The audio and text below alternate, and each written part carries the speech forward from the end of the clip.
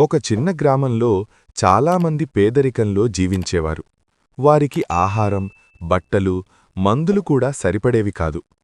ఒకరోజు అనయ అనే చిన్న అమ్మాయి బావి దగ్గర భిక్ష అడుగుతున్న ఒక వృద్ధుణ్ణి గమనించింది. ఆమెకు చాలా బాధ కలిగింది మరియు సాయం చెయ్యాలని నిర్ణయించింది. అనయ తన తల్లిదండ్రులు మరియు స్నేహితులతో మాట్లాడింది. అందరూ కలిసి బియ్యం, కూరగాయలు, బట్టలు మరియు డబ్బులు సేకరించారు.